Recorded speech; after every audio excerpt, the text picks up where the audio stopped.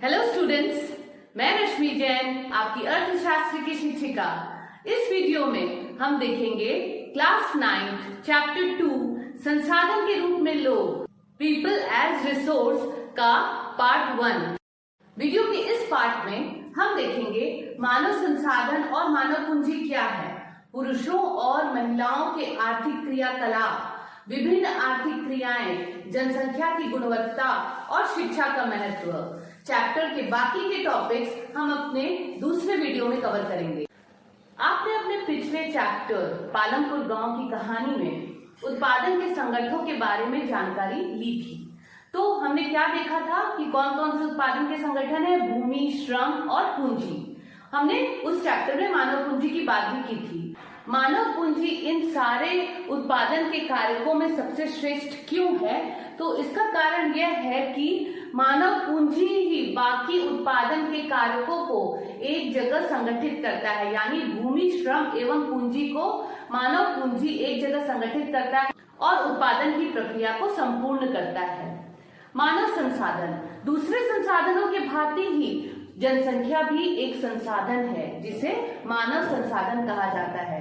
कहते हैं कि किसी देश की जनसंख्या उस देश के लिए वरदान हो सकती है, मगर यह सिर्फ एक ही शर्त पर हो सकती है, जब देश की जनसंख्या शिक्षित हो, साक्षर हो, प्रशिक्षित हो और स्वस्थ हो, जिससे वो देश की आर्थिक वृद्धि में सहयोग प्रदान कर सके।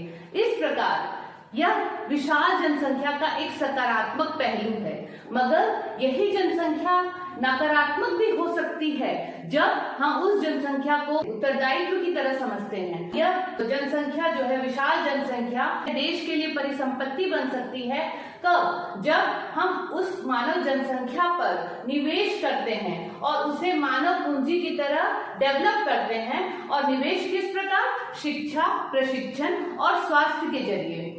तो ये जो मानव संसाधन है वो देश की आर्थिक वृद्धि और समृद्धि में सहायक हो सकती है। आपने पिछले चैप्टर में एक उदाहरण देखा था, हरित क्रांति, जो HYV बीज का आविष्कार किया गया था, जो किसके द्वारा किया गया था? मानव के द्वारा किया गया था।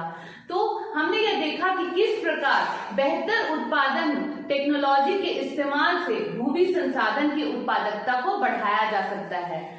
एक और उदाहरण हम देख सकते हैं इंफॉर्मेशन टेक्नोलॉजी में क्रांति की। भौतिक मशीन्स और प्लांट्स के अपेक्षा मानव पूंजी के महत्व ने किस प्रकार उच्च स्थान प्राप्त किया है। मानव संसाधन में निवेश से भविष्य में उच्च प्रतिफल प्राप्त हो सकता है। इसे हम उदाहरण के द्वारा समझते हैं। दो दोस्त थे, सकल और विलास।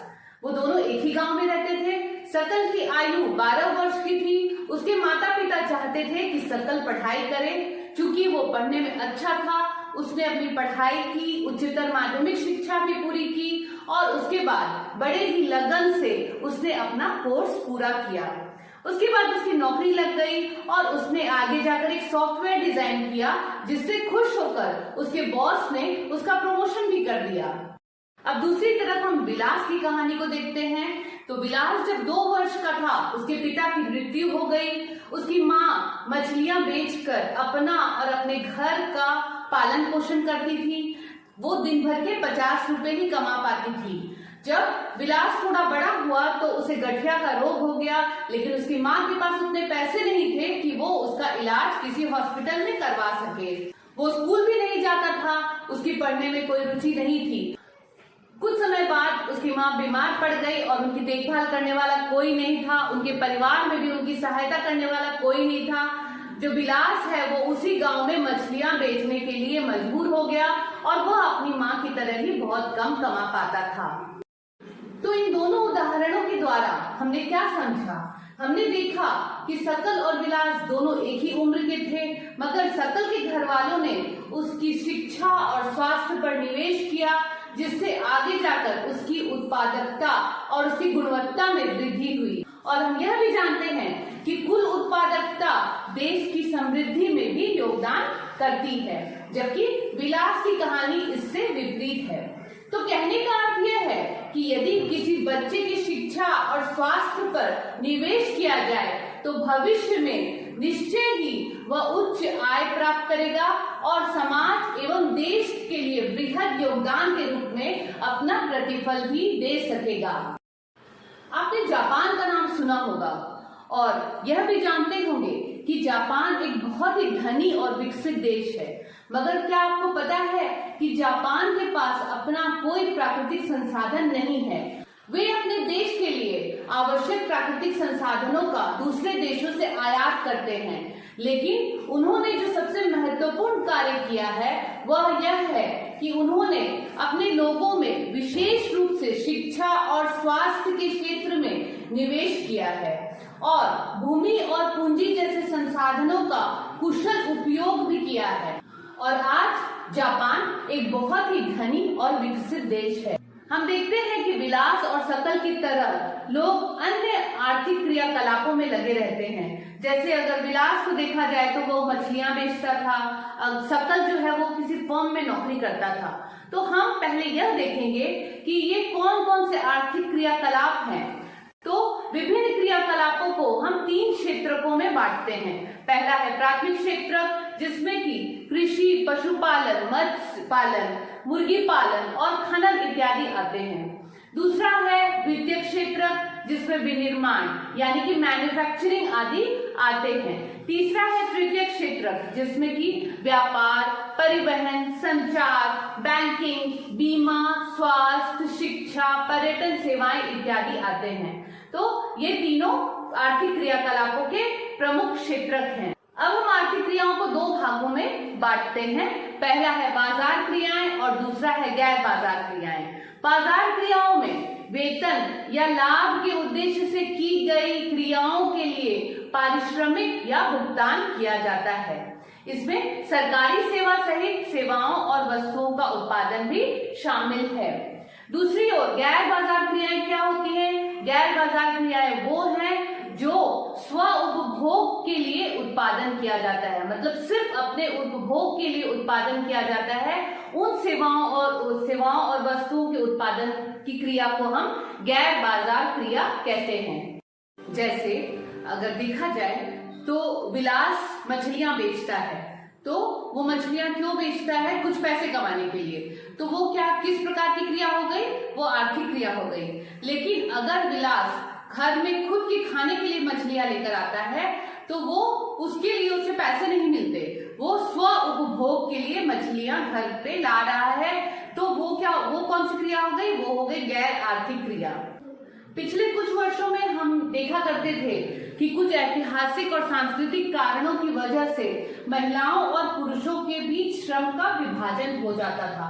जैसे कि महिलाएं घर का कामकाज देखती थी और पुरुष खेतों में काम करते थे या फिर कुछ अन्य आर्थिक क्रियाएं करते थे। मगर आज के युग में हम देखते हैं कि महिलाएं भी अपनी उच्च शिक्षा और उच्च कौशल की वजह से पुरुषों की ही तरह समान वेतन प्राप्त करती हैं, उनको भी बराबर ही वेतन मिलता है। हम देखते हैं कि कुछ महिलाओं ने सामान्य नौकरियों की जगह प्रशासनिक सेवाओं में भी प्रवेश किया है और वैज्ञानिक और औद्योगिक क्षेत्रों में भी उनकी बहुत अच्छी सहभागिता है। हम बात करते हैं देश की जनसंख्या की गुणवत्ता की, मतलब मानव संसाधन की गुणवत्ता की। जनसंख्या की जो गुणवत्ता होती है वह किस बात पर निर्भर करती है? वह निर्भर करती है साक्षरता दर पर, जीवन प्रत्याशा आदि पर, और जो उनके द्वारा कौशल प्राप्त किया जाता है, कौशल निर्माण किया जाता है, उस पर जनसंख्या की गुणवत्ता निर्भर करती है। और देश की जनसंख्या अंततः देश की समृद्धि दर निर्धारित भी करती है। जनसंख्या जितनी ज्यादा गुनी होगी, देश का आर्थिक समृद्धि दर उतना ही ज्यादा आगे बढ़ेगा।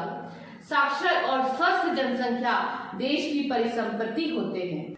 देश की जनसंख्या की गुणवत्ता बढ़ाने के 2 महत्वपूर्ण कारक हैं, वो है शिक्षा और स्वास्थ्य।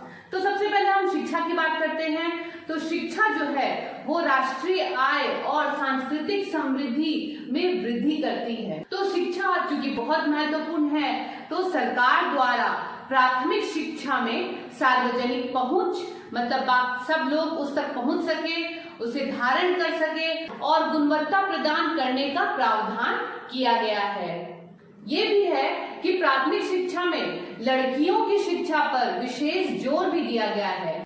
सरकार द्वारा प्रत्येक जिले में नवोदय विद्यालय जैसे प्रगति निर्धारित विद्यालयों की स्थापना की गई है।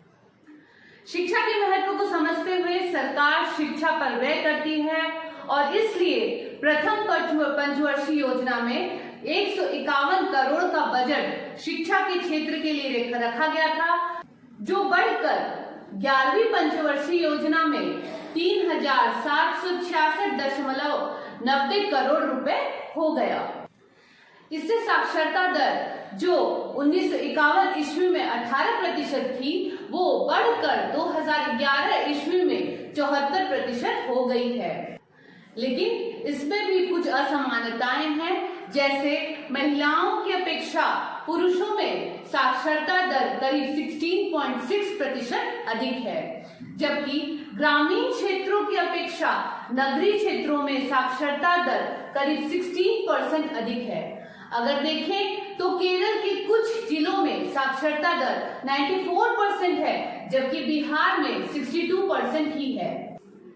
इस ग्राफ में आप देख सकते हैं कि भारत में साक्षरता दर में किस प्रकार महिलाओं और पुरुषों की भागीदारी है।